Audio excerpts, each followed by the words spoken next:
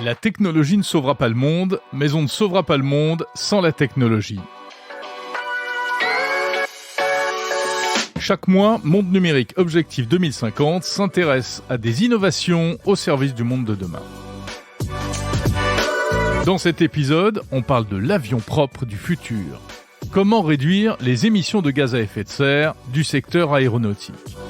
La réponse est en partie dans les technologies nouvelles. Objectif 2050 vous est proposé en partenariat avec Orange, qui a choisi Monde Numérique pour vous aider à mieux comprendre la technologie.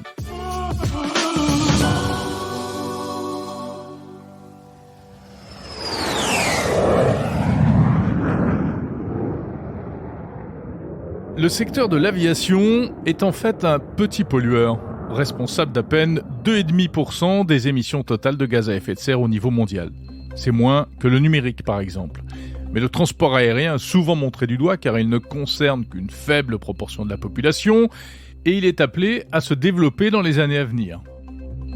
L'avion émet du CO2 et aussi d'autres gaz à effet de serre comme les oxydes d'azote ou la vapeur d'eau, les fameuses traînées blanches qu'on aperçoit parfois dans le ciel.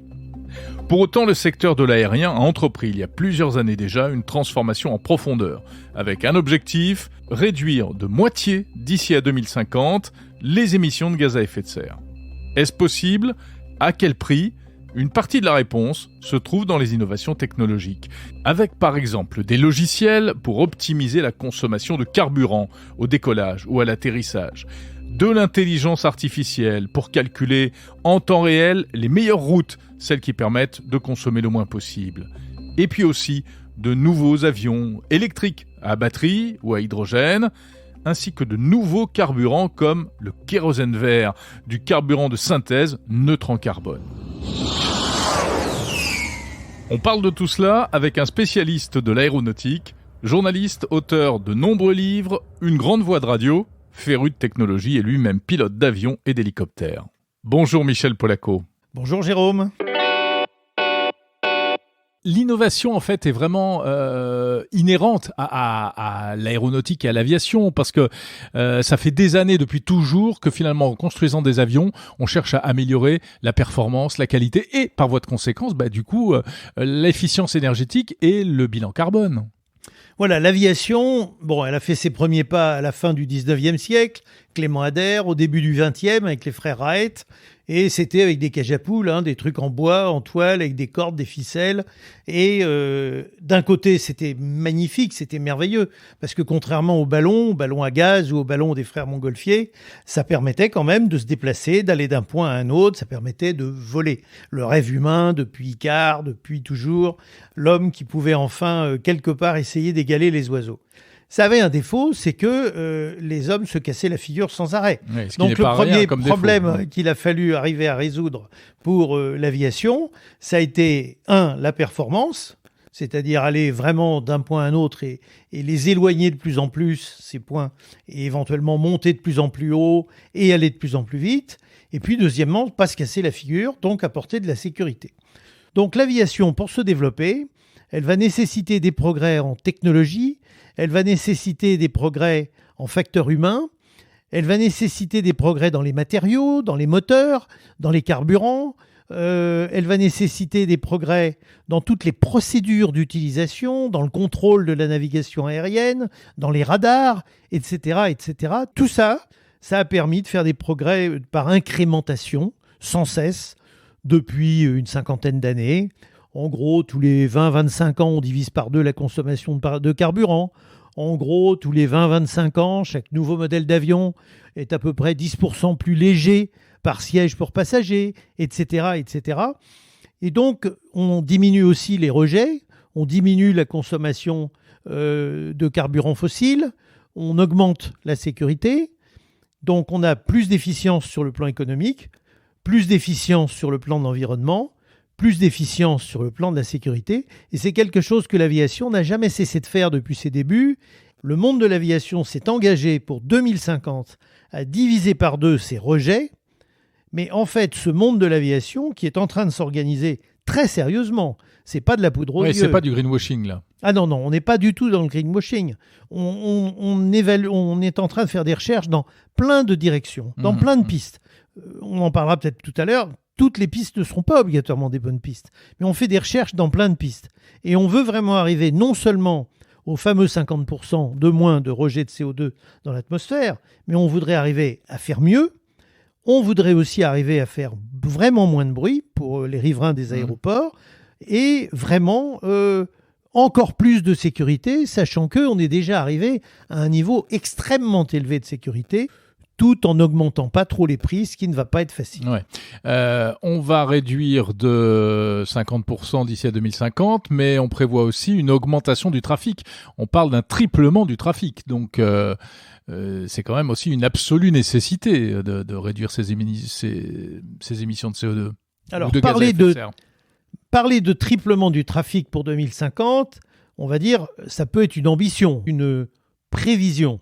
Il faut bien dire que si la réduction réelle des rejets de carbone dans l'atmosphère est très coûteuse, l'aviation se développera moins qu'elle se développait jusqu'à maintenant. Donc, on va peut-être doubler, on va peut-être tripler, mais on va peut-être seulement augmenter de 1,2 ou 1,3. Ouais. Ça dépend. C'est-à-dire que l'avion du futur sera plus propre, mais il sera aussi plus cher. Voilà, il y a une balance. Il faut mettre dans la balance, d'un côté, tout ce que ça va coûter de faire des progrès en termes d'environnement, et puis de l'autre côté, comment les gens qui prennent l'avion vont pouvoir s'adapter à ça. Et si on trouve des méthodes efficaces pour qu'il ne soit pas trop cher, ce sera faisable. Par exemple, je vais prendre un exemple tout bête. On considère qu'en utilisant des carburants de nouvelle génération, non fossiles, ou pour une part non fossiles, sur une distance genre Paris-Toulouse avec un avion d'aujourd'hui, un avion moderne mais d'aujourd'hui, on pourrait augmenter le prix du billet de 10 euros. Le prix du billet de 10 euros sur Paris-Toulouse, ça ne tuera pas l'aviation. Ouais. Ça réduira peut-être un petit peu le nombre de passagers, ou ça empêchera peut-être un petit peu le nombre de passagers d'augmenter, mais ça ne tuera pas l'aviation. Si c'est 100 euros sur Paris-New York, c'est pareil. Ça réduira peut-être, ça diminuera peut-être la croissance, mais ce sera vivable. En revanche, si on est sur les prix d'aujourd'hui, tels qu'ils s'annoncent, mais bien sûr, ce n'est pas comme ça que ça va se passer. C'est-à-dire, s'il faut considérer que le prix du carburant va être multiplié par 10, par 15 ou par 20, il est bien évident qu'à ce moment-là, on n'y arrivera pas et qu'on va effectivement réduire le nombre des passagers. Et si on réduit le nombre des passagers, on augmente le coût de revient des avions. Donc on rentre dans une espèce de cycle infernal qui sera très défavorable au développement de l'aviation. Peut-être même qui pourra amener à une sorte de récession. Et la récession sera coûteuse.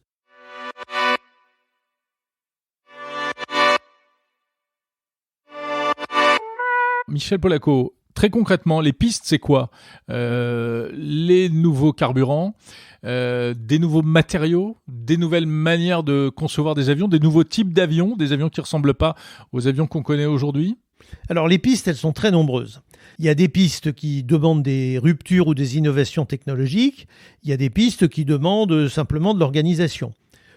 Ça part depuis la construction des pièces détachées des avions, la construction des avions, leur conception, bien sûr, leur forme, etc.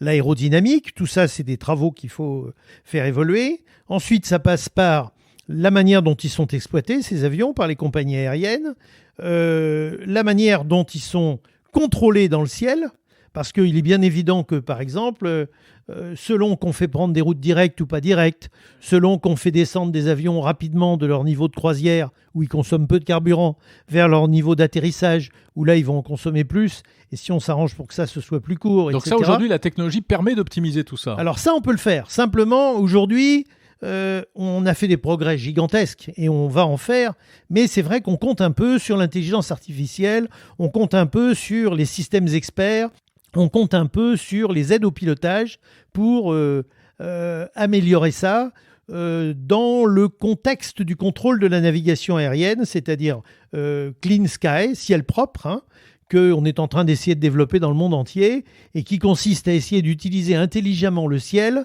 pour que les avions n'y passent que le temps nécessaire et pas plus, et qu'ils y provoquent un minimum de de dégradation ou de rejet, mais pas plus. Donc tout ça, c'est des choses sur lesquelles on a des possibilités d'avancer. Mais il faut y rajouter, en plus, les nouveaux moteurs, ou les moteurs évolués, les nouveaux carburants, ou les carburants évolués, les procédures de pilotage et les aides au pilotage, bien évidemment le rôle des hommes et des intervenants dans toutes les formules. Et puis, pour chaque type d'aviation, il y aura des progrès différents. Par exemple, les avions qui font 500 km, on va leur demander un certain type de progrès qui ne seront pas possibles pour les avions qui font 5000 km.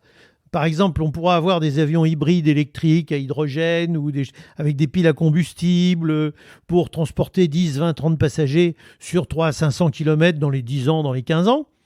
Mais en revanche, pour faire du Paris-New York ou du Paris-Sydney, c'est même pas la peine d'imaginer de mettre des batteries dans un avion ou mettre des réservoirs d'hydrogène dans un avion. Parce que n'oubliez jamais que quand vous mettez une batterie dans un avion, la batterie, elle part chargée, elle pèse X tonnes, mais quand vous arrivez, vous avez déchargé la batterie, mais elle pèse toujours autant de tonnes. Alors que quand vous partez avec du fuel, au fur et à mesure que vous avancez, vous vous délestez et donc vous consommez moins, etc. Tout ça, ça rentre en ligne de compte. Donc voilà, il va falloir s'adapter à chaque type de consommation. Et c'est sûr que on a des avions régionaux, on a des avions moyens courriers, on a des avions longs courriers. Eh bien, il y aura aussi des avions de telle catégorie pour les régionaux, de telle catégorie pour les moyens courriers, de telle catégorie pour les longs courriers. Et il y a quand même un point commun pour tout ça, depuis la fabrication jusqu'à l'exploitation, etc. Ce sera quand même la nécessité de disposer d'énergie électrique, car c'est quand même un point de focalisation pour avoir des nouveaux carburants, pour avoir des nouvelles méthodes de fabrication, pour avoir des batteries dans certains avions avec de l'électricité qui soit utilisable dans des nombres d'avions, avec un nombre d'avions important, sachant qu'on solde, tout le monde consomme de plus en plus d'électricité aussi, mais il va falloir être capable d'en produire et à des prix raisonnables. Or aujourd'hui, l'électricité crève des plafonds, donc il va falloir trouver des solutions raisonnables. Et c'est certainement pas avec le gaz et avec le fuel qu'on va fabriquer de l'électricité rentable et propre. De même, l'hydrogène, aujourd'hui, 98% est fabriqué à partir d'énergie fossile. Donc si on veut utiliser de l'hydrogène, il va falloir faire de l'électrolyse de l'eau. Et l'électrolyse de l'eau, ça se fera avec de l'électricité probablement nucléaire. Si c'est pas nucléaire, ce sera solaire ou ce sera éolien, mais on n'aura pas les quantités nécessaires. Donc voilà, tout ça, c'est des questions qui font que tout ne dépend pas du monde de l'aérien quand même. Oui, bien sûr. Qui en plus ne représente finalement qu'une faible part des émissions de gaz à effet de serre. Alors, l'ensemble des transports dans le monde représente à peu près 12% des rejets de gaz à effet de serre. Et le transport aérien, là-dedans, c'est 2 à 3% maximum. Donc effectivement, c'est une toute petite part. Ouais. Et ce ne serait pas juste de lui faire porter médiatiquement le poids de l'ensemble des pollueurs du monde. Mais bon, l'aérien, historiquement, est un monde qui sait évoluer, qui sait se réformer, qui sait faire des progrès. Donc, dans ce domaine, c'est vrai que l'aérien, quand même pourra être un modèle. Ouais, petite parenthèse, la polémique sur les jets privés. La polémique sur les jets privés, c'est de l'idéologie politique. Ça n'a absolument aucun sens sur le plan de l'économie de rejet pour la planète. L'impact est totalement ridicule. Ça représente... c'est rien, c'est même pas l'épaisseur d'un trait. Donc ça n'a absolument aucun sens. Bon, c'est symbolique. On est dans le symbolique. Mais ça n'a absolument aucun sens. De plus, les jets privés, faut chercher aussi leur utilité. Et dans leur utilité, il y a des tas de choses qui sont très rentables pour l'ensemble de la planète. Donc, si vous voulez, il faut traiter le sujet en lui-même et pas le traiter par idéologie, ce qui n'a absolument aucun intérêt.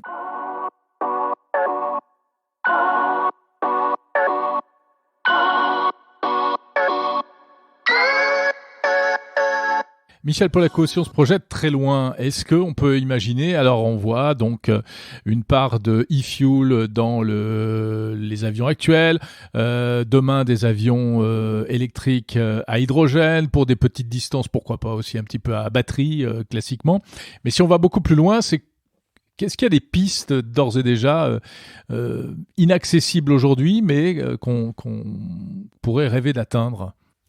Alors, c'est vrai que si on regarde ce qu'on a devant les yeux, le meilleur rendement qui existe pour le déplacement de l'avion, c'est véritablement l'équivalent kérosène, c'est-à-dire le carburant liquide qui peut être e-fuel, c'est-à-dire fabriqués à partir de fibres plus de l'hydrogène ou des trucs comme ça. Mais c'est carrément ça. Bon, alors maintenant, est-ce que dans 50 ans, dans 70 ans, dans 90 ans, on pourra faire autrement ? C'est tout à fait possible. Mais il va falloir une rupture technologique, c'est-à-dire un nouveau moyen de propulsion. Alors vous avez vu que, par exemple, dans le spatial, on a utilisé des piles à combustible, mais de toute petite puissance. Hydrogène, oxygène. Nous, on a besoin juste de l'hydrogène puisqu'on utilise l'oxygène de l'air. Maintenant, il va falloir être sage, parce que si on utilise trop l'oxygène de l'air, à un moment donné, on va dire sur la planète, attention, arrêtez de nous enlever le CO2 qui est dans l'air ou arrêtez de nous utiliser l'oxygène de notre air. Bon. On a essayé de voir si on pouvait mettre des propulseurs nucléaires. Propulseurs nucléaires, c'est des usines à gaz. C'est pas très fiable, si je puis dire. Comme les sous-marins. Alors les sous-marins, c'est pas un problème, parce que les sous-marins, ils sont énormes, et en plus, plus ils évoluent, et plus on a besoin qu'ils soient gros. Donc finalement, la centrale nucléaire du sous-marin, ou les deux centrales, pour ceux qui en ont deux, elles représentent une toute petite part du sous-marin, et elles produisent des quantités d'énergie qui sont extrêmement efficaces. Pour le sous-marin, pour le porte-avions, pour le bateau, le nucléaire, c'est un moyen de fourniture d'énergie absolument adapté, qui est tout à fait formidable. Mais il y a eu des essais d'avions à propulsion nucléaire dans les années 40-50, j'en parle dans un de mes bouquins, et alors je peux vous dire que les Russes comme les Américains sont très vite arrivés à la conclusion que c'était même pas en rêve. Pourquoi ? Et encore moins, même pas en cauchemar. Pourquoi ? Parce que c'est très gros, c'est très lourd, il faut transformer l'énergie chaleur en énergie vapeur, puis l'énergie vapeur en énergie mécanique, et sachant que les avions, même si on vit dans un monde de plus en plus sûr, ça peut s'écraser de temps en temps. Et écraser un réacteur nucléaire, ça ne fait pas une bombe nucléaire, mais ça fait des polluants. Et ça fait des polluants radioactifs qui peuvent avoir une durée de vie assez longue. Donc, si vous voulez, je pense que très vite, on s'est rendu compte que c'était très peu envisageable. On peut le faire dans l'espace, parce que dans l'espace, le risque pour les êtres humains est quasiment égal à zéro. Le faire dans les océans, ça ne pose aucun problème, comme je vous l'ai expliqué tout à l'heure. Mais en revanche, pour les avions, le nucléaire n'est certainement pas une solution. Le nucléaire pour les avions, c'est de fabriquer de l'électricité au sol, et avec cette électricité, de fabriquer des carburants qu'on emmène dans les avions. Voilà, ça, sous cet angle-là, pas de problème. Bon, maintenant, qu'est-ce que vous voulez ? On va peut-être inventer d'autres systèmes de propulsion qui seront des systèmes de propulsion anaérobie qui utiliseront le gaz carbonique de l'air, ce qui permettra de décarboner l'air peut-être, en emmenant simplement un peu d'oxygène ou un peu d'hydrogène ou des choses comme ça. Ça, c'est des choses qui seront possibles, mais les moteurs pour faire ça, aujourd'hui, sont des moteurs de toute petite puissance qu'on peut utiliser par exemple sur des satellites, mais qui sont absolument inadaptés pour le transport aérien. Donc non, il y a des pistes, mais disons que déjà, si on se fixe 2050, il y a du travail. Si on veut se fixer 2100, il va falloir rêver et entrer un peu dans la science-fiction. Merci Michel Polacco, journaliste spécialiste de l'aéronautique et des technologies.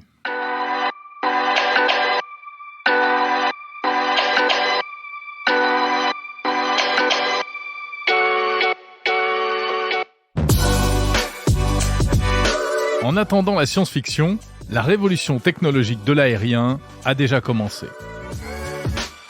En septembre 2022, un petit avion 100% électrique de la compagnie américaine Aviation a effectué un vol avec 9 passagers à bord.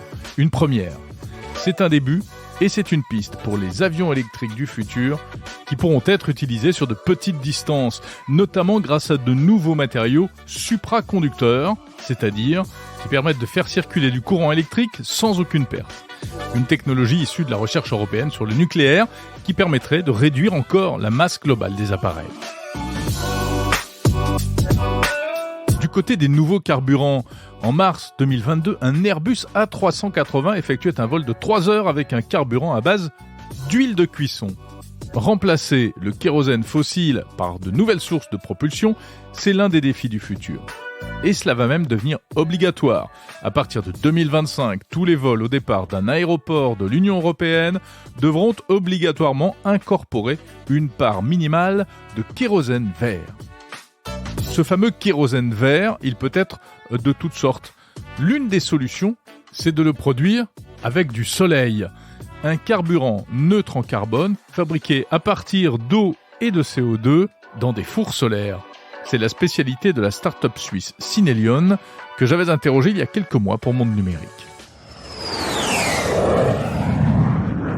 Bonjour Gianluca Ambrosetti.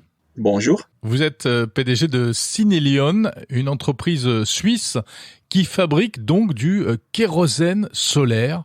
Qu'est-ce que c'est exactement ? Le carburant solaire, le kérosène solaire, en fait, c'est un carburant qui a toutes les caractéristiques du kérosène fossile, mais qui en fait est fait de manière renouvelable en partant de l'énergie solaire. Comment est-ce que vous fabriquez ce carburant ? En fait, c'est assez simple. Ce qu'on fait, on essaye de renverser la combustion. Quand on brûle un carburant, un hydrocarbure, on le brûle avec de l'oxygène, une flamme donc qui me donne de la chaleur, qui me donne de l'énergie, et comme produit chimique, comme résultat chimique, j'ai de l'eau et du CO2. Donc je peux prendre, je peux prendre ça, essayer de faire ce résultat et essayer de faire le contraire. Donc je prends le CO2, le vapeur d'eau. Je le mets dans un process où naturellement il faut mettre beaucoup d'énergie dedans et de ce processus, naturellement avec quelques étapes intermédiaires, j'arrive à renverser la combustion, à obtenir mon carburant et l'oxygène. Et alors est-ce qu'on peut dire que ce carburant est non polluant ? Oui, disons que du point de vue de l'émission de CO2, il est neutre. Ça veut dire que quand on le brûle, on a encore les émissions de CO2.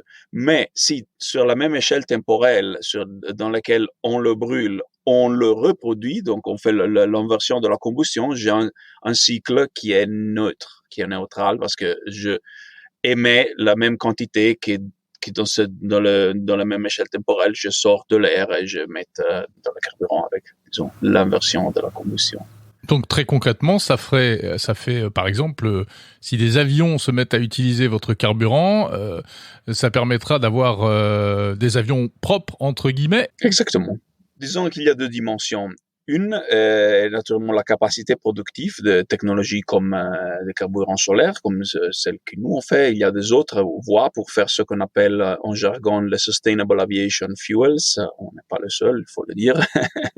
Et ça se sait bien parce il faut beaucoup de quantité, non, pour avoir substitué les fossiles. Et on n'est pas encore là. Nous, on commence. Des autres, on commence aussi. Il y a déjà quelques produits qui sont sur le marché, qui ont une racine biologique, qui sont des biocarburants avancés. Mais il y en a très peu. Donc, une des choses qu'il faut faire, c'est vraiment créer le volume, la capacité productive avec toutes ces technologies pour arriver vraiment à me substituer. Ça, c'est la première dimension. La deuxième dimension, disons, pour les avions, il y a des règles assez strictes, disons, sur les spécifications qu'un carburant doit respecter pour être mis dans un avion civil. Donc là, maintenant, avec toute cette voie, on doit encore faire un blend à 50-50. Donc, on ne peut pas encore vraiment faire un vol 100% avec carburant renouvelable. Ça, c'est pas encore permis. Et peut-être quelques petits changements dans les moteurs et dans les systèmes de carburant parce que les carburants sont presque identiques, mais si on va rentrer un peu plus dans le détail, il y a des composants comme les aromatiques qu'il y en a moins. Alors là, il y a des matériaux qui deviennent plus fragiles quand il n'y a pas des aromatiques dedans, type les O-rings. Donc, il faut faire un peu de changement. Disons, ça, c'est déjà un détail. Est-ce qu'on peut considérer que ça représente vraiment une voie d'avenir pour la décarbonation des carburants, ou alors c'est encore trop expérimental selon vous ? Au contraire, c'est absolument... nous, on croit beaucoup dans la possibilité des carburants synthétiques renouvelables. On a des technologies comme la nôtre, mais aussi comme des autres, qui peuvent vraiment atteindre une échelle globale et vraiment jouer un rôle central dans la transition énergétique, parce qu'il faut se souvenir que les carburants chimiques ont des propriétés qui les rendent très, très, très durs à substituer. C'est pas seulement qu'on veut garder le status quo.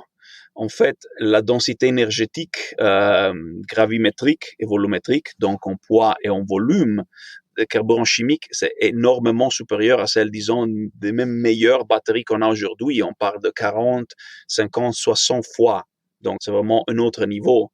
C'est aussi la raison pour laquelle, même s'il y a un débat sur l'électrification des voitures, même sur les camions, il y a pas vraiment ça pour les avions. Naturellement, il y a des avions électriques pour de courtes distances, il y a des avions électriques pour peut-être on peut faire le taxiing électrique des avions, mais le long haul, non, le voyage intercontinental en électrique, c'est quelque chose qui est vraiment, vraiment loin. On parle de l'hydrogène qui peut être aussi un élément de la transition, mais on fait, même avec l'hydrogène, faire un avion à l'hydrogène, Airbus essaye, c'est très difficile parce que le graviométrique, donc du poids, fantastique. Mais volume, c'est difficile. Même liquide, il faut un volume beaucoup plus grand pour mettre tout l'hydrogène qu'on a besoin pour un vol transatlantique dans un avion. Donc la voie de faire les carburants qui ont exactement les mêmes propriétés chimiques, mais qui sont faits de façon renouvelable, on croit que c'est vraiment un game changer dans la vie d'aujourd'hui et un des éléments nécessaires de la transition énergétique. Merci Gianluca Ambrosetti, PDG de Synelion.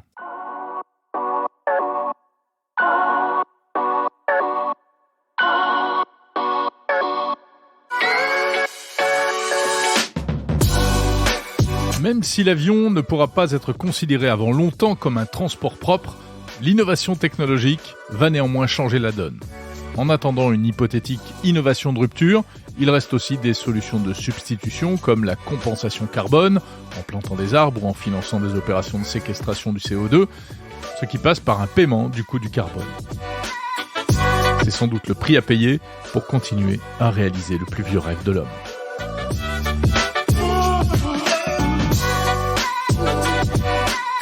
Merci d'avoir écouté Objectif 2050, une émission de Monde Numérique avec le soutien d'Orange. Prochain épisode dans un mois.